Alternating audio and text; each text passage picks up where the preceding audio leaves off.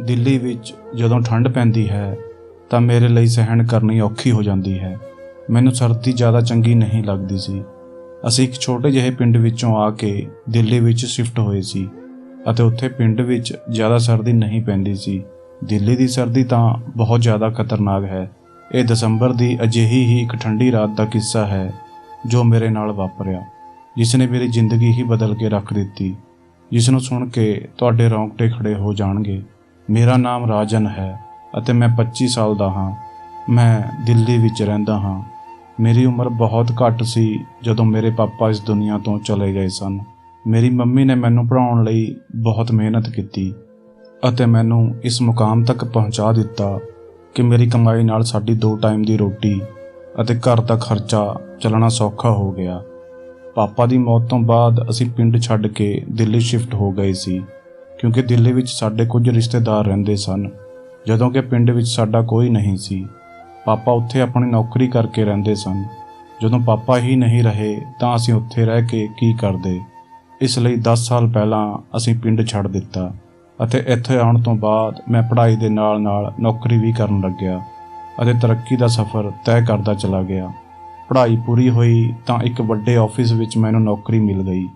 ਬਹੁਤ ਸਾਲਾਂ ਦੀ ਗਰੀਬੀ ਤੋਂ ਬਾਅਦ ਸਾਡੇ ਹਾਲਾਤ ਚੰਗੇ ਹੋ ਗਏ, ਪਰ ਫਿਰ ਮੇਰੇ ਨਾਲ ਜੋ ਕੁਝ ਹੋਇਆ ਉਸਨੇ ਸਭ ਬਦਲ ਕੇ ਰੱਖ ਦਿੱਤਾ। ਮੇਰਾ ਆਫਿਸ ਮੇਰੇ ਘਰ ਤੋਂ ਬਹੁਤ ਦੂਰ ਸੀ ਅਤੇ ਸਰਦੀਆਂ ਵਿੱਚ ਇਹ ਰਸਤਾ ਤੈਅ ਕਰਨਾ ਮੈਨੂੰ ਬਹੁਤ ਔਖਾ ਲੱਗਦਾ ਸੀ। ਮੇਰੀ ਮੰਮੀ ਮੈਨੂੰ ਰੋਜ਼ ਕਹਿੰਦੀ ਕਿ ਘਰ ਜਲਦੀ ਵਾਪਸ ਆਇਆ ਕਰ। ਦਿੱਲੀ ਸ਼ਹਿਰ ਦੇ ਹਾਲਾਤ ਕੁਝ ਦਿਨਾਂ ਤੋਂ ਠੀਕ ਨਹੀਂ ਸਨ, ਪਰ ਆਫਿਸ ਵਿੱਚ ਕੰਮ ਜ਼ਿਆਦਾ ਹੋਣ ਕਰਕੇ ਮੈਨੂੰ ਰੋਜ਼ ਹੀ ਦੇਰ ਹੋਣ ਲੱਗੀ ਸੀ। ਅੱਜ ਵੀ ਮੈਨੂੰ ਆਫਿਸ ਵਿੱਚੋਂ ਨਿਕਲਦੇ ਹੋਏ ਬਹੁਤ ਟਾਈਮ ਹੋ ਗਿਆ ਸੀ। ਕੰਮ ਦਾ ਲੋਡ ਬਹੁਤ ਜ਼ਿਆਦਾ ਸੀ। ਸਾਲ ਖਤਮ ਹੋਣ ਵਾਲਾ ਸੀ ਅਤੇ ਇਸ ਵੇਲੇ ਕੰਮ ਦਾ ਲੋਡ ਬਹੁਤ ਜ਼ਿਆਦਾ ਵੱਧ ਜਾਂਦਾ ਹੈ। ਆਫਿਸ ਵਿੱਚੋਂ ਨਿਕਲਦੇ ਹੋਏ ਮੈਂ ਜੈਕਟ ਪਾ ਕੇ ਉੱਪਰੋਂ ਸ਼ਾਲ ਵੀ ਮੋਢਿਆਂ 'ਤੇ ਲੈ ਲਈ ਅਤੇ ਬਾਈਕ 'ਤੇ ਬੈਠ ਗਿਆ। ਸਰਦੀ ਦੇ ਮੌਸਮ ਵਿੱਚ ਬਾਈਕ 'ਤੇ ਜਾਣ ਨਾਲ ਮੇਰੇ ਰੌਂਗਟੇ ਖੜੇ ਹੋ ਜਾਂਦੇ ਸਨ। ਮੈਨੂੰ ਜਲਦੀ ਤੋਂ ਜਲਦੀ ਘਰ ਪਹੁੰਚਣਾ ਸੀ ਕਿਉਂਕਿ ਰਾਤ ਦੇ 12 ਵੱਜਣ ਵਾਲੇ ਸਨ। ਮੇਰੀ ਮੰਮੀ ਉਦੋਂ ਤੱਕ ਨਹੀਂ ਸੌਂਦੀ ਸੀ ਜਦੋਂ ਤੱਕ ਮੈਂ ਘਰ ਨਹੀਂ ਪਹੁੰਚ ਜਾਂਦਾ ਸੀ। ਹਾਲੇ ਮੈਂ ਜ਼ਿਆਦਾ ਦੂਰ ਨਹੀਂ ਪਹੁੰਚਿਆ ਸੀ ਕਿ ਅਚਾਨਕ ਹੀ ਰਸਤੇ ਵਿੱਚ ਮੈਨੂੰ ਇੱਕ ਔਰਤ ਨਜ਼ਰ ਆਈ, ਜਿਸ ਨੇ ਆਪਣੇ ਆਪ ਨੂੰ ਪੂਰੀ ਤਰ੍ਹਾਂ ਦੁਪੱਟੇ ਨਾਲ ਢੱਕਿਆ ਹੋਇਆ ਸੀ। ਮੇਰਾ ਬਾਈਕ ਰੋਕਣ ਦਾ ਕੋਈ ਇਰਾਦਾ ਨਹੀਂ ਸੀ, ਪਰ ਉਹ ਅਚਾਨਕ ਸਾਹਮਣੇ ਆ ਗਈ ਸੀ। ਮਜਬੂਰੀ ਵਿੱਚ ਮੈਨੂੰ ਬ੍ਰੇਕ ਲਗਾਉਣੇ ਪਏ। ਮੇਰੇ ਖਿਆਲ ਵਿੱਚ ਸ਼ਾਇਦ ਉਹ ਕੋਈ 50-60 ਸਾਲ ਦੀ ਔਰਤ ਸੀ ਜੋ ਮੈਨੂੰ ਅਜੀਬ ਤਰ੍ਹਾਂ ਦੇ ਇਸ਼ਾਰੇ ਕਰ ਰਹੀ ਸੀ। ਉਸ ਦੇ ਇਸ਼ਾਰੇ ਮੈਨੂੰ ਕੁਝ ਹੋਰ ਹੀ ਸਮਝਾ ਰਹੇ ਸਨ, ਪਰ ਇੰਨੀ ਬੁੱਢੀ ਔਰਤ ਮੈਨੂੰ ਇਸ ਤਰ੍ਹਾਂ ਦੇ ਇਸ਼ਾਰੇ ਕਿਵੇਂ ਕਰ ਸਕਦੀ ਸੀ। ਇਹ ਸੋਚ ਕੇ ਮੈਂ ਆਪਣੇ ਖਿਆਲਾਂ ਵਿੱਚੋਂ ਬਾਹਰ ਆਇਆ, ਪਰ ਅਜੀਬ ਜਿਹੀ ਘਬਰਾਹਟ ਮੈਨੂੰ ਹਲੇ ਵੀ ਹੋ ਰਹੀ ਸੀ। ਦਿੱਲੀ ਦੀਆਂ ਸੜਕਾਂ 'ਤੇ ਅਕਸਰ ਰਾਤ ਨੂੰ ਅਲੱਗ ਤਰ੍ਹਾਂ ਦੀਆਂ ਕੁੜੀਆਂ ਮੌਜੂਦ ਹੁੰਦੀਆਂ ਸਨ। ਅੱਜ-ਕੱਲ੍ਹ ਖਬਰਾਂ ਵਿੱਚ ਧੰਦਾ ਕਰਨ ਵਾਲੀਆਂ ਔਰਤਾਂ ਬਾਰੇ ਬਹੁਤ ਕੁਝ ਸੁਣਨ ਨੂੰ ਮਿਲ ਰਿਹਾ ਸੀ, ਇਸ ਲਈ ਮੈਨੂੰ ਰੁਕਦੇ ਹੋਏ ਕੁਝ ਡਰ ਵੀ ਲੱਗ ਰਿਹਾ ਸੀ। ਮੈਂ ਇੱਕ ਸ਼ਰੀਫ ਆਦਮੀ ਸੀ ਅਤੇ ਮੇਰੇ ਲਈ ਇਸ ਤਰ੍ਹਾਂ ਕੁੜੀਆਂ ਨਾਲ ਗੱਲ ਕਰਨਾ ਵੀ ਮੁਮਕਿਨ ਨਹੀਂ ਸੀ, ਪਰ ਮੈਂ ਇਹ ਸੋਚ ਕੇ ਰੁਕ ਗਿਆ ਕਿ ਇਹ ਕੋਈ ਕੁੜੀ ਨਹੀਂ ਬਲਕਿ ਕੋਈ ਬੁੱਢੀ ਔਰਤ ਹੈ। ਉਸਨੇ ਆਪਣਾ ਚਿਹਰਾ ਦੁਪੱਟੇ ਵਿੱਚ ਲੁਕੋਇਆ ਹੋਇਆ ਸੀ, ਇਸ ਲਈ ਮੈਂ ਉਸਦਾ ਚਿਹਰਾ ਨਹੀਂ ਦੇਖ ਸਕਿਆ ਸੀ, ਪਰ ਉਸਦਾ ਝੁਕਿਆ ਹੋਇਆ ਲੱਕ ਮੈਨੂੰ ਦੱਸ ਰਿਹਾ ਸੀ ਕਿ ਉਹ ਕੋਈ ਕੁੜੀ ਨਹੀਂ ਹੈ। ਜਿਵੇਂ ਹੀ ਮੈਂ ਉਸਦੇ ਕੋਲ ਰੁਕਿਆ ਤਾਂ ਉਹ ਕਹਿਣ ਲੱਗੀ ਕਿ ਮੈਨੂੰ ਮੇਰੇ ਘਰ ਤੱਕ ਛੱਡ ਦੇ, ਮੈਂ ਤੈਨੂੰ 250 ਰੁਪਏ ਦੇਵਾਂਗੀ। ਇੰਨੀ ਰਾਤ ਨੂੰ ਮੈਨੂੰ ਕੋਈ ਆਟੋ ਵੀ ਨਹੀਂ ਮਿਲ ਰਿਹਾ ਹੈ। ਮੈਂ ਕਦੋਂ ਤੱਕ ਸਰਦੀ ਵਿੱਚ ਖੜੀ ਰਹਾਂਗੀ।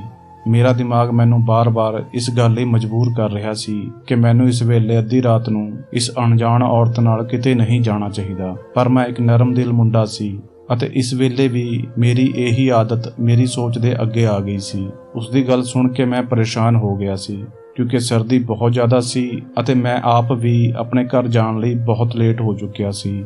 ਪਰ ਜੇਕਰ ਮੈਂ ਇਸ ਬੁੱਢੀ ਔਰਤ ਨੂੰ ਉਸਦੇ ਘਰ ਛੱਡਣ ਜਾਂਦਾ ਤਾਂ ਮੈਨੂੰ ਹੋਰ ਵੀ ਟਾਈਮ ਲੱਗ ਜਾਂਦਾ ਅਤੇ ਮੇਰੀ ਮੰਮੀ ਮੇਰੇ ਲਈ ਪਰੇਸ਼ਾਨ ਹੁੰਦੀ।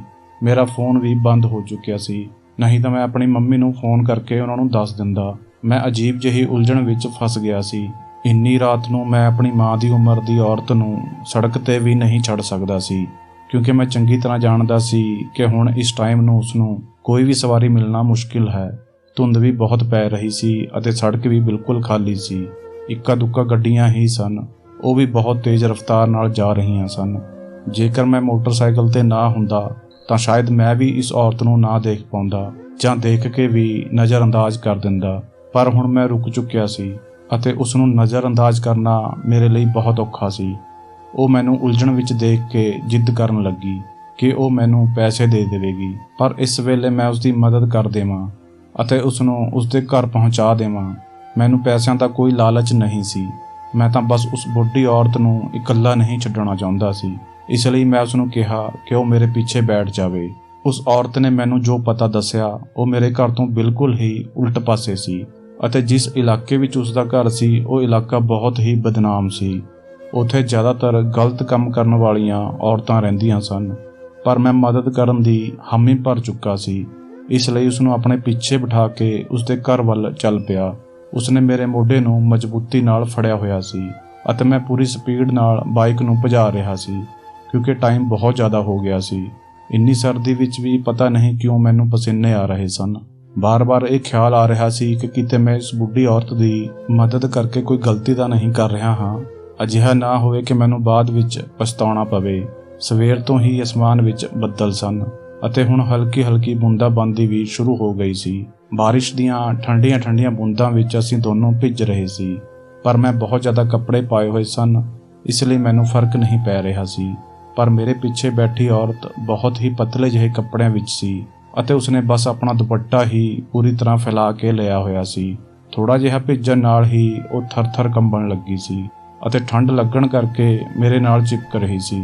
ਉਸ ਦਾ ਜਿਸਮ ਜਿਵੇਂ ਹੀ ਮੇਰੀ ਪਿੱਠ ਨਾਲ ਲੱਗਿਆ ਤਾਂ ਮੈਨੂੰ ਅਜੀਬ ਜਿਹਾ ਅਹਿਸਾਸ ਹੋਇਆ ਅਤੇ ਮੇਰੇ ਜਿਸਮ ਵਿੱਚ ਜਿਵੇਂ ਬਿਜਲੀ ਜਿਹੀ ਦੌੜ ਗਈ ਹੋਵੇ। ਮੇਰੀ ਜ਼ਿੰਦਗੀ ਵਿੱਚ ਇਹ ਪਹਿਲੀ ਵਾਰ ਹੋਇਆ ਸੀ ਜਦੋਂ ਕੋਈ ਗੈਰ ਔਰਤ ਮੇਰੇ ਇੰਨੇ ਕਰੀਬ ਆਈ ਸੀ। ਮੇਰਾ ਦਿਲ ਤੇਜ਼ੀ ਨਾਲ ਧੜਕ ਰਿਹਾ ਸੀ ਅਤੇ ਮੈਂ ਜਲਦੀ ਤੋਂ ਜਲਦੀ ਉਸ ਦੇ ਘਰ ਤੱਕ ਪਹੁੰਚਣਾ ਚਾਹੁੰਦਾ ਸੀ। 20 ਮਿੰਟ ਦੇ ਸਫ਼ਰ ਤੋਂ ਬਾਅਦ ਮੈਂ ਉਸ ਦੇ ਘਰ ਤੱਕ ਪਹੁੰਚ ਗਿਆ ਜਿੱਥੇ ਮੈਂ ਉਸ ਔਰਤ ਨੂੰ ਉਤਾਰਨਾ ਸੀ। ਇਹ 20 ਮਿੰਟ ਮੇਰੀ ਜ਼ਿੰਦਗੀ ਲਈ ਬਹੁਤ ਹੀ ਭਾਰੀ ਸਾਬਿਤ ਹੋਏ ਸਨ। ਤਰ੍ਹਾਂ-ਤਰ੍ਹਾਂ ਦੇ ਖਿਆਲਾਂ ਨੇ ਮੈਨੂੰ ਪਰੇਸ਼ਾਨ ਕਰ ਦਿੱਤਾ ਸੀ। ਉਹ ਔਰਤ ਬਾਈਕ ਤੋਂ ਉਤਰ ਕੇ ਜਿੱਦ ਕਰਨ ਲੱਗੀ ਕਿ ਮੈਂ ਉਸ ਦੇ ਨਾਲ ਉਸ ਦੇ ਘਰ ਦੇ ਅੰਦਰ ਚੱਲਾਂ ਕਿਉਂਕਿ ਬਾਰਿਸ਼ ਤੇਜ਼ ਹੋ ਚੁੱਕੀ ਸੀ ਅਤੇ ਠੰਡੀ ਹਵਾ ਵੀ ਚੱਲ ਰਹੀ ਸੀ।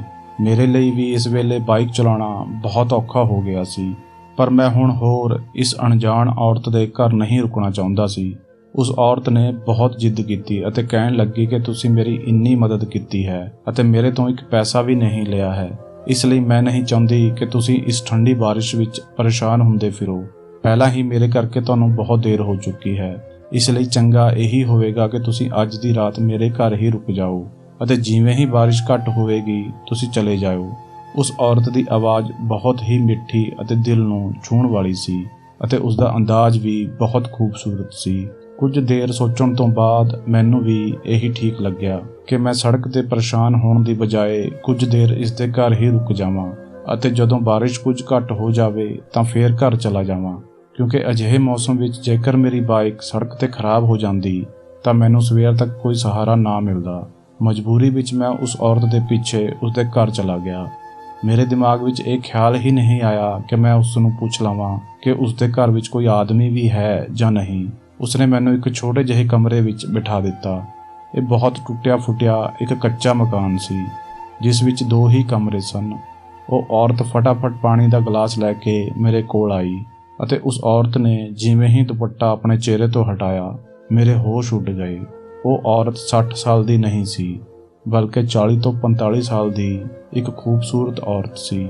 ਬਾਰਿਸ਼ ਦੇ ਪਾਣੀ ਨਾਲ ਉਸਦੇ ਪੂਰੇ ਕੱਪੜੇ ਭਿੱਜ ਕੇ ਉਸਦੇ ਸਰੀਰ ਨਾਲ ਚਿਪਕ ਗਏ ਸਨ। ਉਸਨੂੰ ਹਾਲੇ ਵੀ ਠੰਡ ਲੱਗ ਰਹੀ ਸੀ, ਪਰ ਉਹ ਆਪਣੇ ਕੱਪੜੇ ਬਦਲਣ ਦੀ ਬਜਾਏ ਮੇਰੇ ਪੈਰਾਂ ਵਿੱਚ ਬੈਠ ਗਈ। ਉਸ ਤੋਂ ਬਾਅਦ ਉਸਨੇ ਜੋ ਕੁਝ ਕੀਤਾ ਮੇਰੇ ਰੌਂਗਟੇ ਖੜੇ ਹੋ ਗਏ। ਸਰਦੀ ਦੀ ਇਹ ਰਾਤ ਮੇਰੇ ਤੇ ਇਸ ਤਰ੍ਹਾਂ ਭਾਰੀ ਸੀ ਕਿ ਮੇਰੇ ਲਈ ਦੱਸਣਾ ਹੀ ਔਖਾ ਹੈ। ਉਸ ਰਾਤ ਜੋ ਕੁਝ ਵੀ ਮੇਰੇ ਨਾਲ ਹੋਇਆ ਮੈਂ ਉਸਨੂੰ ਜ਼ਿੰਦਗੀ ਭਰ ਭੁੱਲ ਨਹੀਂ ਸਕਦਾ। ਸਵੇਰ ਦਾ ਸੂਰਜ ਨਿਕਲਿਆ ਤਾਂ ਬਾਰਿਸ਼ ਵੀ ਪੂਰੀ ਤਰ੍ਹਾਂ ਰੁਕ ਗਈ ਸੀ ਅਤੇ ਮੈਂ ਥੱਕੇ ਕਦਮਾਂ ਨਾਲ ਉਸਦੇ ਘਰ ਤੋਂ ਬਾਹਰ ਨਿਕਲ ਪਿਆ। ਉਸਨੇ ਮੇਰੇ ਤੋਂ ਵਾਅਦਾ ਲਿਆ ਸੀ ਕਿ ਮੈਂ ਦੁਬਾਰਾ ਉਸਦੇ ਘਰ ਜ਼ਰੂਰ ਆਵਾਂਗਾ। ਮੈਂ ਵੀ ਉਸ ਨਾਲ ਵਾਅਦਾ ਕਰ ਲਿਆ ਕਿ ਮੈਂ ਜਲਦ ਹੀ ਆਵਾਂਗਾ। ਹੁਣ ਮੇਰੇ ਲਈ ਉਸਦੇ ਘਰ ਨੂੰ ਛੱਡਣਾ ਬੜਾ ਔਖਾ ਹੋ ਰਿਹਾ ਸੀ। ਮੈਂ ਰਾਤ ਨੂੰ ਹੀ ਫੋਨ ਕਰਕੇ ਆਪਣੀ ਮੰਮੀ ਨੂੰ ਦੱਸ ਦਿੱਤਾ ਸੀ ਕਿ ਬਾਰਿਸ਼ ਜ਼ਿਆਦਾ ਹੋਣ ਕਰਕੇ ਮੈਂ ਆਪਣੇ ਇੱਕ ਦੋਸਤ ਦੇ ਘਰ ਰੁਕਿਆ ਹੋਇਆ ਹਾਂ ਅਤੇ ਇਹ ਮੇਰੀ ਜ਼ਿੰਦਗੀ ਦਾ ਪਹਿਲਾ ਝੂਠ ਸੀ ਜੋ ਮੈਂ ਆਪਣੀ ਮੰਮੀ ਨੂੰ ਬੋਲਿਆ ਸੀ। ਮੈਂ ਆਪਣੀ ਮੰਮੀ ਨੂੰ ਕਿਵੇਂ ਦੱਸਦਾ ਕਿ ਮੈਂ ਇੰਨੀ ਰਾਤ ਨੂੰ ਕਿੱਥੇ ਅਤੇ ਕਿਸ ਦੇ ਨਾਲ ਹਾਂ। ਉਸ ਔਰਤ ਨਾਲ ਵਾਅਦਾ ਕਰਕੇ ਮੈਂ ਆਪਣੇ ਘਰ ਵੱਲ ਰਵਾਨਾ ਹੋ ਗਿਆ ਸੀ। ਉਸ ਔਰਤ ਦਾ ਇੱਕ-ਇੱਕ ਸ਼ਬਦ ਮੇਰੇ ਕੰਨਾਂ ਵਿੱਚ ਗੂੰਜ ਰਿਹਾ ਸੀ ਅਤੇ ਰਾਤ ਦਾ ਇੱਕ-ਇੱਕ ਮੰਜ਼ਰ ਮੇਰੀਆਂ ਅੱਖਾਂ ਵਿੱਚ ਉਤਰ ਗਿਆ ਸੀ। ਸੋਚਾਂ ਵਿੱਚ ਡੁੱਬਿਆ ਹੋਇਆ ਮੈਂ ਆਪਣੇ ਘਰ ਪਹੁੰਚਿਆ ਅਤੇ ਆਪਣੀ ਮੰਮੀ ਦੇ ਪੈਰਾਂ ਵਿੱਚ ਬੈਠ ਗਿਆ। ਮੇਰੀ ਮੰਮੀ ਮੇਰਾ ਚਿਹਰਾ ਦੇਖ ਕੇ ਪਰੇਸ਼ਾਨ ਹੋ ਗਈ, ਪਰ ਮੈਂ ਉਹਨਾਂ ਨੂੰ ਤਸੱਲੀ ਦਿੱਤੀ ਕਿ ਮੈਂ ਠੀਕ ਹਾਂ। ਬਸ ਪਹਿਲੀ ਵਾਰ ਉਹਨਾਂ ਦੇ ਬਿਨਾਂ ਘਰ ਤੋਂ ਬਾਹਰ ਰਾਤ ਗੁਜ਼ਾਰੀ ਹੈ, ਇਸ ਲਈ ਮੈਨੂੰ ਉਹਨਾਂ ਦੀ ਫਿਕਰ ਹੋ ਰਹੀ ਸੀ। ਮੇਰੀ ਮੰਮੀ ਨੇ ਪਿਆਰ ਨਾਲ ਮੇਰਾ ਮੱਥਾ ਚੁੰਮਿਆ ਅਤੇ ਕਹਿਣ ਲੱਗੀ, ਬੇਟਾ ਥੋੜ੍ਹੀ ਦੇਰ ਆਰਾਮ ਕਰ ਲੈ। ਮੈਂ ਵੀ ਪੂਰੀ ਰਾਤ ਦਾ ਜਾਗਿਆ ਹੋਇਆ ਸੀ। ਕਮਰੇ ਵਿੱਚ ਜਾ ਕੇ ਪਿਆ ਤਾਂ ਮੈਨੂੰ ਨੀਂਦ ਆ ਗਈ। ਇੰਨੇ ਕੰਮ ਦੇ ਬਾਵਜੂਦ ਵੀ ਮੈਨੂੰ ਆਫਿਸ ਵਿੱਚੋਂ ਛੁੱਟੀ ਕਰਨੀ ਪਈ, ਕਿਉਂਕਿ ਮੇਰੇ ਵਿੱਚ ਕੰਮ ਕਰਨ ਦੀ ਜ਼ਰਾ ਵੀ ਹਿੰਮਤ ਨਹੀਂ ਸੀ ਅਤੇ ਨਾ ਹੀ ਮੇਰਾ ਮਨ ਕਰ ਰਿਹਾ ਸੀ। ਸਾਰਾ ਦਿਨ ਸੁੱਤੇ ਰਹਿਣ ਤੋਂ ਬਾਅਦ ਮੈਂ ਸ਼ਾਮ ਨੂੰ ਉੱਠਿਆ। ਹਲੇ ਵੀ ਮੇਰੇ ਦਿਮਾਗ ਵਿੱਚ ਉਸੇ ਔਰਤ ਦਾ ਖਿਆਲ ਸੀ। ਮੈਂ ਮੰਮੀ ਦੇ ਹੱਥ ਦੀ ਬਣੀ ਹੋਈ ਰੋਟੀ ਖਾ ਕੇ ਘਰ ਤੋਂ ਬਾਹਰ ਨਿਕਲ ਗਿਆ। ਮੈਂ ਆਪਣੇ ਦੋਸਤ ਅਮਨ ਦੇ ਘਰ ਵੱਲ ਚੱਲ ਪਿਆ। ਅਮਨ ਮੇਰਾ ਬਹੁਤ ਚੰਗਾ ਦੋਸਤ ਸੀ। ਚੰਗੇ ਮਾੜੇ ਸਮੇਂ ਵਿੱਚ ਉਹੀ ਮੇਰੇ ਕੰਮ ਆਉਂਦਾ ਸੀ। ਮੈਂ ਆਪਣੀਆਂ ਸਾਰੀਆਂ ਗੱਲਾਂ ਉਸਦੇ ਨਾਲ ਹੀ ਡਿਸਕਸ ਕਰਦਾ ਸੀ। ਮੈਂ ਆਪਣੀ ਮੰਮੀ ਨੂੰ ਬਿਲਕੁਲ ਵੀ ਪਰੇਸ਼ਾਨ ਨਹੀਂ ਕਰਦਾ ਸੀ, ਇਸ ਲਈ ਮੈਂ ਮੰਮੀ ਨੂੰ ਕਦੇ ਵੀ ਕੋਈ ਗੱਲ ਨਹੀਂ ਦੱਸਦਾ ਸੀ। ਅਮਨ ਸ਼ਾਮ ਦੇ ਸਮੇਂ ਇੰਨੀ ਸਰਦੀ ਵਿੱਚ ਮੈਨੂੰ ਆਪਣੇ ਦਰਵਾਜ਼ੇ 'ਤੇ ਖੜਾ ਦੇਖ ਕੇ ਹੈਰਾਨ ਹੋਇਆ, ਕਿਉਂਕਿ ਉਸਨੂੰ ਪਤਾ ਸੀ ਕਿ ਮੈਂ ਸਰਦੀ ਵਿੱਚ ਬਿਨਾਂ ਜ਼ਰੂਰਤ ਦੇ ਬਹੁਤ ਹੀ ਘੱਟ ਤੋਂ ਬਾਹਰ ਨਿਕਲਦਾ ਸੀ। ਮੈਂ ਅਤੇ ਅਮਨ ਉਸਦੇ ਡਰਾਇੰਗ ਰੂਮ ਵਿੱਚ ਬੈਠ ਗਏ। ਅਮਨ ਦੀ ਪਤਨੀ ਸਾਡੇ ਦੋਵਾਂ ਲਈ ਚਾਹ ਬਣਾ ਕੇ ਲੈ ਆਈ। ਮੇਰੀ ਮੰਮੀ ਦੀ ਤਰ੍ਹਾਂ ਅਮਨ ਨੇ ਵੀ ਮੇਰੇ ਚਿਹਰੇ 'ਤੇ ਆਈ ਪਰੇਸ਼ਾਨੀ ਨੂੰ ਪੜ੍ਹ ਲਿਆ ਸੀ। ਉਹ ਮੈਨੂੰ ਪੁੱਛਣ ਲੱਗਿਆ, ਤੂੰ ਠੀਕ ਤਾਂ ਹੈ ਨਾ? ਮੈਂ ਅਮਨ ਨੂੰ ਕਿਹਾ ਕਿ ਮੈਂ ਕਹਿਣਾ ਤਾਂ ਬਹੁਤ ਕੁਝ ਚਾਹੁੰਦਾ ਹਾਂ, ਪਰ ਮੇਰੇ ਕੋਲ ਬਹੁਤ ਹੀ ਘੱਟ ਸ਼ਬਦ ਹਨ। ਮੈਂ ਸ਼ਾਇਦ ਤੇਰੇ ਸਾਹਮਣੇ ਪੂਰੀ ਤਰ੍ਹਾਂ ਆਪਣੇ ਦਿਲ ਦਾ ਹਾਲ ਬਿਆਨ ਵੀ ਨਾ ਕਰ ਸਕਾਂ। ਕੱਲ੍ਹ ਰਾਤ ਮੈਂ ਇੱਕ ਅਜਿਹੀ ਔਰਤ ਦੇ ਘਰ ਵਿੱਚ ਸੀ ਜੋ ਜਿਸਮ ਵੇਚਣ ਦਾ ਕੰਮ ਕਰਦੀ ਹੈ। ਮੇਰੀ ਇਹ ਗੱਲ ਸੁਣ ਕੇ ਅਮਨ ਦੀਆਂ ਅੱਖਾਂ ਫਟੀਆਂ ਰਹਿ ਗਈਆਂ ਅਤੇ ਉਹ ਹੈਰਾਨੀ ਨਾਲ ਮੈਨੂੰ ਕਹਿਣ ਲੱਗਿਆ ਕਿ ਤੂੰ ਉੱਥੇ ਕੀ ਕਰਨ ਗਿਆ ਸੀ? ਤੇਰੇ ਵਰਗੇ ਮੁੰਡੇ ਦਾ ਅਜਿਹੀਆਂ ਔਰਤਾਂ ਦੇ ਘਰ ਕੀ ਕੰਮ ਹੈ? ਮੈਂ ਅਮਨ ਵੱਲ ਵੇਖਿਆ ਅਤੇ ਉਸ ਨੂੰ ਕਿਹਾ ਕਿ ਉਹ ਇਸ ਤਰ੍ਹਾਂ ਨਾਲ ਗੱਲ ਨਾ ਕਰੇ। ਅਮਨ ਮੇਰੀ ਗੱਲ ਸੁਣ ਕੇ ਚੁੱਪ ਹੋ ਗਿਆ। ਉਸ ਦੀਆਂ ਅੱਖਾਂ ਵਿੱਚ ਨਾਰਾਜ਼ਗੀ ਸਾਫ਼ ਨਜ਼ਰ ਆ ਰਹੀ ਸੀ। ਮੈਂ ਅਮਨ ਨੂੰ ਕਿਹਾ ਕਿ ਪਹਿਲਾਂ ਤੂੰ ਮੇਰੀ ਪੂਰੀ ਗੱਲ ਸੁਣ ਲੈ ਅਤੇ ਉਸ ਤੋਂ ਬਾਅਦ ਹੀ ਕੋਈ ਗੱਲ ਕਰੀ। ਉਹ ਔਰਤ ਮੈਨੂੰ ਅੱਧੀ ਰਾਤ ਨੂੰ ਸੜਕ 'ਤੇ ਮਿਲੀ ਸੀ ਅਤੇ ਬਹੁਤ ਮਜਬੂਰੀ ਵਿੱਚ ਉਸਨੇ ਮੈਨੂੰ ਘਰ ਤੱਕ ਛੱਡਣ ਲਈ ਕਿਹਾ ਸੀ। ਉਦੋਂ ਤੱਕ ਮੈਂ ਨਹੀਂ ਜਾਣਦਾ ਸੀ ਕਿ ਉਹ ਇੱਕ ਜਿਸਮ ਵੇਚਣ ਵਾਲੀ ਹੈ। ਮੇਰੀ ਨਜ਼ਰ ਵਿੱਚ ਉਹ ਇੱਕ ਵੱਡੀ ਉਮਰ ਦੀ ਮਜਬੂਰ ਔਰਤ ਸੀ ਜੋ ਰਾਤ ਦੇ ਸਮੇਂ ਇੱਕ ਸੁੰਨਸਾਨ ਸੜਕ 'ਤੇ ਇਕੱਲੀ ਖੜੀ ਸੀ ਅਤੇ ਉਸ ਦੀ ਮਦਦ ਕਰਨ ਲਈ ਹੀ ਮੈਂ ਉਸ ਨੂੰ ਛੱਡਣ ਲਈ ਉਸਦੇ ਘਰ ਤੱਕ ਚਲਾ ਗਿਆ।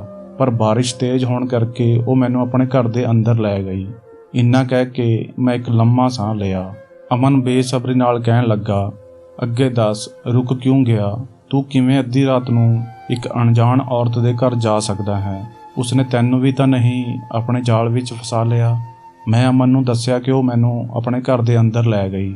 ਉਹ 2 ਕਮਰੇ ਦਾ ਇੱਕ ਛੋਟਾ ਜਿਹਾ ਮਕਾਨ ਸੀ। ਉਸ ਔਰਤ ਨੇ ਜਦੋਂ ਆਪਣੇ ਚਿਹਰੇ ਤੋਂ ਦੁਪੱਟਾ ਹਟਾਇਆ ਤਾਂ ਉਹ ਬਹੁਤ ਹੀ ਖੂਬਸੂਰਤ ਸੀ। ਮੈਂ ਉਸ ਨੂੰ ਦੇਖਿਆ ਤਾਂ ਪਲਕਾਂ ਝਪਕਣਾ ਹੀ ਭੁੱਲ ਗਿਆ। ਮੈਂ ਆਪਣੀ ਜ਼ਿੰਦਗੀ ਵਿੱਚ ਕਦੇ ਵੀ ਇੰਨਾ ਸੋਹਣਾ ਚਿਹਰਾ ਨਹੀਂ ਦੇਖਿਆ ਸੀ। ਉਹ ਦੁਪੱਟਾ ਉਤਾਰ ਕੇ ਮੇਰੇ ਕਦਮਾਂ ਵਿੱਚ ਬੈਠ ਗਈ ਅਤੇ ਕਹਿਣ ਲੱਗੀ ਕਿ ਇਹ ਕਿਰਾਏ ਦਾ ਛੋਟਾ ਜਿਹਾ ਘਰ ਹੈ, ਜਿਸ ਵਿੱਚ ਉਸ ਤੋਂ ਇਲਾਵਾ ਉਸ ਦੀਆਂ 2 ਜਵਾਨ ਕੁੜੀਆਂ ਵੀ ਮੌਜੂਦ ਹਨ। ਮੈਂ ਚਾਹਾਂ ਤਾਂ ਉਸ ਦੇ ਨਾਲ ਜਾਂ ਉਸ ਦੀਆਂ ਦੋਨੋਂ ਕੁੜੀਆਂ ਵਿੱਚੋਂ ਕਿਸੇ ਨਾਲ ਵੀ ਰਾਤ ਗੁਜ਼ਾਰ ਸਕਦਾ ਹਾਂ। ਉਸ ਦੀ ਗੱਲ ਸੁਣ ਕੇ ਮੇਰੇ ਹੋਸ਼ ਉੱਡ ਗਏ। ਮੈਂ ਗੁੱਸੇ ਵਿੱਚ ਉਸ ਨੂੰ ਕਿਹਾ ਕਿ ਮੈਂ ਤਾਂ ਹਮਦਰਦੀ ਵਿੱਚ ਇੱਥੋਂ ਤੱਕ ਆਇਆ ਸੀ, ਪਰ ਮੈਨੂੰ ਕੀ ਪਤਾ ਸੀ ਕਿ ਤੂੰ ਇੱਕ ਘਟੀਆ ਔਰਤ ਨਿਕਲੇਂਗੀ। ਮੇਰੀ ਗੱਲ ਸੁਣ ਕੇ ਉਸ ਦੀਆਂ ਅੱਖਾਂ ਵਿੱਚੋਂ ਹੰਝੂ ਆ ਗਏ ਅਤੇ ਉਹ ਕਹਿਣ ਲੱਗੀ ਕਿ ਬਾਬੂ ਜੀ, ਬਹੁਤ ਹੀ ਮਜਬੂਰੀ ਵਿੱਚ ਇਹ ਗੱਲ ਕਹਿ ਰਹੀ ਹਾਂ, ਕਿਉਂਕਿ ਸਾਡੇ ਘਰ ਵਿੱਚ ਕੱਲ੍ਹ ਦਾ ਖਾਣ ਲਈ ਕੁਝ ਵੀ ਨਹੀਂ ਹੈ। ਜਦੋਂ ਤੱਕ ਮੈਂ ਜਾਂ ਮੇਰੀ ਕੋਈ ਕੁੜੀ ਆਪਣਾ ਸਰੀਰ ਨਹੀਂ ਵੇਚਦੇ, ਸਾਨੂੰ ਇੱਕ ਟਾਈਮ ਦੀ ਰੋਟੀ ਵੀ ਨਸੀਬ ਨਹੀਂ ਹੁੰਦੀ। ਠੰਡ ਕਰਕੇ ਮੇਰੀਆਂ ਦੋਵੇਂ ਕੁੜੀਆਂ ਨੂੰ ਬਹੁਤ ਜ਼ਿਆਦਾ ਬੁਖਾਰ ਹੈ। ਸਾਡੇ ਘਰ ਵਿੱਚ ਤਾਂ ਖਾਣ ਲਈ ਰੋਟੀ ਨਹੀਂ ਹੈ। ਮੈਂ ਉਹਨਾਂ ਨੂੰ ਦਵਾਈ ਕਿੱਥੋਂ ਲਿਆ ਕੇ ਦਿੰਦੀ? ਇਸ ਲਈ ਮਜਬੂਰੀ ਵਿੱਚ ਮੈਂ ਇੰਨੇ ਠੰਡੇ ਮੌਸਮ ਵਿੱਚ ਸੜਕ 'ਤੇ ਜਾ ਕੇ ਖੜੀ ਹੋ ਗਈ ਕਿ ਸ਼ਾਇਦ ਕੋਈ ਗ੍ਰਾਹਕ ਮਿਲ ਜਾਵੇ, ਪਰ ਜ਼ਿਆਦਾ ਠੰਡ ਹੋਣ ਕਾਰਨ ਕੋਈ ਵੀ ਸੜਕ 'ਤੇ ਨਹੀਂ ਰੁਕ ਰਿਹਾ ਸੀ। ਉਦਾਸ ਹੋ ਕੇ ਮੈਂ ਵਾਪਸ ਮੁੜਨ ਲੱਗੀ ਸੀ ਕਿ ਜਦੋਂ ਮੈਨੂੰ ਤੁਹਾਡੀ ਮੋਟਰਸਾਈਕਲ ਆਉਂਦੀ ਨਜ਼ਰ ਆਈ ਤਾਂ ਮੈਂ ਬਿਨਾਂ ਸੋਚੇ ਸਮਝੇ ਤੁਹਾਨੂੰ ਰੋਕ ਲਿਆ। ਮੇਰਾ ਇਰਾਦਾ ਸੀ ਕਿ ਮੈਂ ਤੁਹਾਡੇ ਤੋਂ ਮਦਦ ਲੈ ਕੇ ਘਰ ਵਾਪਸ ਆ ਜਾਵਾਂਗੀ। ਮੇਰੇ ਕੋਲ ਤਾਂ ਤੁਹਾਨੂੰ ਦੇਣ ਲਈ 250 ਰੁਪਏ ਵੀ ਨਹੀਂ ਸਨ। ਮੈਂ ਤੁਹਾਨੂੰ ਝੂਠ ਬੋਲਿਆ ਸੀ ਤਾਂ ਜੋ ਤੁਸੀਂ ਮੈਨੂੰ ਘਰ ਤੱਕ ਪਹੁੰਚਾ ਦੇਵੋ। ਮੈਂ ਸੋਚਿਆ ਸੀ ਜਦੋਂ ਮੈਂ ਰਸਤੇ ਵਿੱਚ ਤੁਹਾਡੇ ਕਰੀਬ ਆਵਾਂਗੀ ਤਾਂ ਤੁਸੀਂ ਮੇਰੇ ਨਾਲ ਸੌਦੇ ਦੀ ਗੱਲ ਕਰੋਗੇ, ਪਰ ਤੁਸੀਂ ਦੂਜੇ ਮਰਦਾਂ ਵਰਗੇ ਨਹੀਂ ਨਿਕਲੇ। ਮੈਨੂੰ ਅੰਦਾਜ਼ਾ ਹੋ ਗਿਆ ਕਿ ਤੁਸੀਂ ਨੇਕ ਅਤੇ ਸ਼ਰੀਫ ਆਦਮੀ ਹੋ ਅਤੇ ਮੇਰੀ ਮਜਬੂਰੀ ਦਾ ਹਰਗਿਜ਼ ਕੋਈ ਫਾਇਦਾ ਨਹੀਂ ਚੁੱਕਣਾ ਚਾਹੋਗੇ। ਇਸ ਲਈ ਜ਼ਿਆਦਾ ਬਾਰਿਸ਼ ਹੋਣ ਕਾਰਨ ਮੈਂ ਤੁਹਾਨੂੰ ਆਪਣੇ ਘਰ ਲੈ ਆਈ, ਪਰ ਇਹ ਮੇਰੀ ਮਜਬੂਰੀ ਹੈ ਕਿ ਮੈਂ ਤੁਹਾਡੀ ਸ਼ਰਾਫਤ ਦੇ ਬਾਰੇ ਵਿੱਚ ਜਾਣਦੇ ਹੋਏ ਵੀ ਤੁਹਾਨੂੰ ਗਲਤ ਕੰਮ ਲਈ ਕਹਿ ਰਹੀ ਹਾਂ। ਭੁੱਖ ਨੇ ਸਾਡੇ ਘਰ ਵਿੱਚ ਡੇਰੇ ਪਾ ਰੱਖੇ ਹਨ, ਜਿਸ ਤੋਂ ਮਜਬੂਰ ਹੋ ਕੇ ਮੈਂ ਅਤੇ ਮੇਰੀ ਕੁੜੀਆਂ ਨੇ ਆਪਣੇ ਜਿਸਮ ਵੇਚ ਦਿੱਤੇ। ਢਿੱਡ ਨੂੰ ਅਮੀਰੀ ਗਰੀਬੀ ਦਾ ਨਹੀਂ ਪਤਾ ਹੁੰਦਾ, ਉਸ ਨੂੰ ਬਸ 2 ਵਕਤ ਦੀ ਰੋਟੀ ਚਾਹੀਦੀ ਹੁੰਦੀ ਹੈ।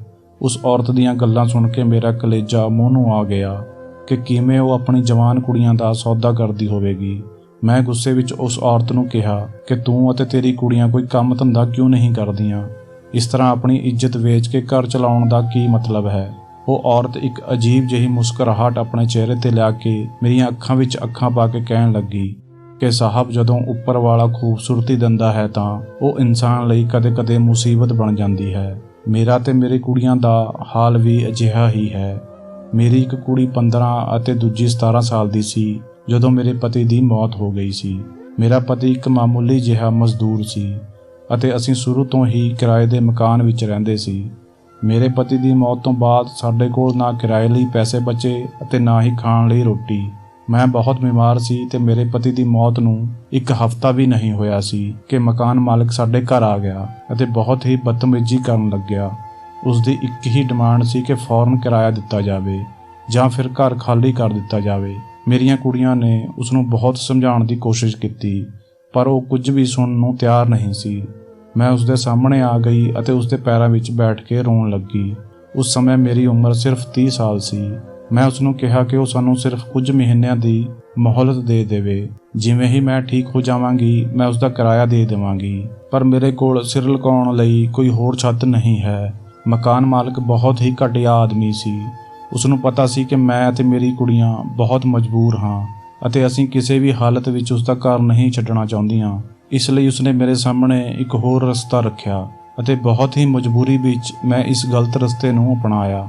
ਉਹ ਹਰ ਰਾਤ ਸਾਡੇ ਘਰ ਆਉਂਦਾ ਅਤੇ ਸਵੇਰ ਤੱਕ ਮੇਰੇ ਨਾਲ ਰਹਿੰਦਾ। ਮੈਂ ਅੰਦਰ ਹੀ ਅੰਦਰ ਮਰ ਗਈ ਸੀ, ਪਰ ਆਪਣੀ ਕੁੜੀਆਂ ਦੀ ਖਾਤਰ ਮਜਬੂਰੀ ਵਿੱਚ ਮੈਨੂੰ ਜੂਣਾ ਪੈ ਰਿਹਾ ਸੀ। ਇਸ ਲਈ ਮੈਂ ਮਕਾਨ ਮਾਲਕ ਤੋਂ ਜਾਨ ਛਡਾਉਣ ਲਈ ਨੌਕਰੀ ਦੀ ਤਲਾਸ਼ ਕਰਨੀ ਸ਼ੁਰੂ ਕਰ ਦਿੱਤੀ। ਮੈਂ ਪੜ੍ਹੀ ਲਿਖੀ ਨਹੀਂ ਸੀ, ਇਸ ਲਈ ਕਿਸੇ ਦਫ਼ਤਰ ਵਿੱਚ ਮੈਨੂੰ ਨੌਕਰੀ ਨਹੀਂ ਮਿਲ ਸਕਦੀ ਸੀ।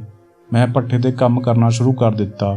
ਮੈਂ ਭਾਵੇਂ ਲੱਖ ਆਪਣਾ ਚਿਹਰਾ ਛੁਪਾਉਣ ਦੀ ਕੋਸ਼ਿਸ਼ ਕਰਦੀ, ਪਰ ਭੱਠੇ ਵਾਲਿਆਂ ਨੂੰ ਮੇਰੀ ਖੂਬਸੂਰਤੀ ਦਾ ਪਤਾ ਚੱਲ ਹੀ ਜਾਂਦਾ ਅਤੇ ਉਸ ਤੋਂ ਬਾਅਦ ਉਹ ਮੇਰੀ ਜ਼ਿੰਦਗੀ ਨਰਕ ਬਣਾ ਦਿੰਦੇ। ਮੈਂ ਸਾਰਿਆਂ ਲਈ ਇੱਕ ਵਹਿੰਦੀ ਗੰਗਾ ਦੀ ਤਰ੍ਹਾਂ ਸੀ, ਜਿਸ ਦਾ ਦਿਲ ਚਾਹੁੰਦਾ ਉਹ ਆਸਾਨੀ ਨਾਲ ਆਪਣੇ ਹੱਥ ਧੋ ਲੈਂਦਾ। ਜਦੋਂ ਮੈਂ ਗਲਤ ਕੰਮ ਕਰਨ ਲਈ ਮਨਾ ਕਰਦੀ, ਮੈਨੂੰ ਕੰਮ ਤੋਂ ਕੱਢ ਦਿੱਤਾ ਜਾਂਦਾ ਅਤੇ ਮੇਰੇ ਚਰਿੱਤਰ 'ਤੇ ਉਂਗਲੀ ਚੁੱਕੀ ਜਾਂਦੀ। ਮੈਂ ਇੰਨੀ ਤੰਗ ਆ ਚੁੱਕੀ ਸੀ ਕਿ ਨਾ ਚਾਹੁੰਦੇ ਹੋਏ ਵੀ ਮੈਂ ਖੁਦਕੁਸ਼ੀ ਕਰਨ ਦੀ ਕੋਸ਼ਿਸ਼ ਕੀਤੀ ਅਤੇ ਇੱਕ ਗੱਡੀ ਦੇ ਅੱਗੇ ਆ ਗਈ, ਪਰ ਮੇਰੀ ਕਿਸਮਤ ਵਿੱਚ ਮੌਤ ਵੀ ਨਹੀਂ ਸੀ। ਗੱਡੀ ਦੇ ਮਾਲਕ ਨੇ ਮੈਨੂੰ ਬਚਾ ਲਿਆ ਅਤੇ ਆਪਣੀ ਗੱਡੀ ਵਿੱਚ ਬਿਠਾ ਲਿਆ। ਉਹ ਮੈਥੋਂ ਮੇਰੇ ਬਾਰੇ ਵਿੱਚ ਪੁੱਛਣ ਲੱਗਿਆ ਤਾਂ ਮੈਂ ਰੋਂਦੇ ਹੋਏ ਉਸ ਨੂੰ ਸਭ ਕੁਝ ਦੱਸ ਦਿੱਤਾ। ਉਸਨੇ ਕਿਹਾ ਕਿ ਜਦੋਂ ਤੂੰ ਆਪਣਾ ਸਭ ਕੁਝ ਗਵਾ ਹੀ ਚੁੱਕੀ ਹੈ ਤਾਂ ਫਿਰ ਇਸ ਦੇ ਬਦਲੇ ਵਿੱਚ ਤੂੰ ਪੈਸੇ ਕਿਉਂ ਨਹੀਂ ਲੈਂਦੀ। ਉਸ ਦੀ ਗੱਲ ਪਹਿਲਾਂ ਤਾਂ ਮੈਨੂੰ ਸਮਝ ਨਹੀਂ ਆਈ। ਫਿਰ ਉਸਨੇ ਮੈਨੂੰ ਆਫਰ ਦਿੱਤੀ ਕਿ ਜੇਕਰ ਮੈਂ ਇੱਕ ਰਾਤ ਉਸ ਦੇ ਨਾਲ ਗੁਜ਼ਾਰਾਂਗੀ ਤਾਂ ਉਹ ਮੈਨੂੰ 5000 ਰੁਪਏ ਦੇਵੇਗਾ। ਭੱਠੇ 'ਤੇ ਪੂਰਾ ਮਹੀਨਾ ਕੰਮ ਕਰਕੇ ਮੈਨੂੰ 5000 ਰੁਪਏ ਮਿਲਦੇ ਸਨ। ਇਸ ਲਈ ਮੈਨੂੰ ਇਹ ਆਫਰ ਬਹੁਤ ਚੰਗੀ ਲੱਗੀ ਸੀ, ਕਿਉਂਕਿ ਹੁਣ ਮੇਰੇ ਕੋਲ ਗਵਾਉਣ ਲਈ ਕੁਝ ਵੀ ਨਹੀਂ ਰਿਹਾ ਸੀ। ਇੱਕ ਰਾਤ ਮੈਂ ਉਸ ਦੇ ਨਾਲ ਉਸ ਦੇ ਬੰਗਲੇ 'ਤੇ ਰਹੀ ਅਤੇ ਵਾਪਸੀ 'ਤੇ ਉਸਨੇ ਮੈਨੂੰ ਇੱਕ ਸੜਕ 'ਤੇ ਛੱਡ ਦਿੱਤਾ, ਜਿੱਥੇ ਕੁਝ ਕੁੜੀਆਂ ਫੁੱਟਪਾਥ 'ਤੇ ਬੈਠੀਆਂ ਸਨ। ਉਸਨੇ ਮੈਨੂੰ ਦੱਸਿਆ ਕਿ ਰਾਤ ਹੋਣ ਤੋਂ ਬਾਅਦ ਦਿੱਲੀ ਦੀਆਂ ਸੜਕਾਂ 'ਤੇ ਅਕਸਰ ਅਜਿਹੀਆਂ ਹੀ ਕੁੜੀਆਂ ਮੌਜੂਦ ਹੁੰਦੀਆਂ ਹਨ। ਗ੍ਰਾਹਕ ਖੁਦ ਉਹਨਾਂ ਦੀ ਤਲਾਸ਼ ਵਿੱਚ ਆਉਂਦੇ ਹਨ ਅਤੇ ਰੇਟ ਬਣਾ ਕੇ ਉਹਨਾਂ ਨੂੰ ਆਪਣੇ ਨਾਲ ਲੈ ਜਾਂਦੇ ਹਨ। ਉਸ ਔਰਤ ਨੇ ਮੋਢੇ ਤੋਂ ਆਪਣੀ ਕਮੀਜ਼ ਹਟਾਈ ਤਾਂ ਮੈਂ ਉਸਦੇ ਸਰੀਰ 'ਤੇ ਦੰਦਾਂ ਦੇ ਨਿਸ਼ਾਨ ਦੇਖ ਕੇ ਹੈਰਾਨ ਰਹਿ ਗਿਆ। ਉਹ ਔਰਤ ਕਹਿਣ ਲੱਗੀ ਕਿ ਉਸ ਦਿਨ ਤੋਂ ਬਾਅਦ ਮੈਂ ਕਦੇ ਨੌਕਰੀ ਨਹੀਂ ਲੱਭੀ, ਬਲਕਿ ਹਰ ਰਾਤ ਸੜਕ 'ਤੇ ਜਾ ਕੇ ਬੈਠ ਜਾਂਦੀ।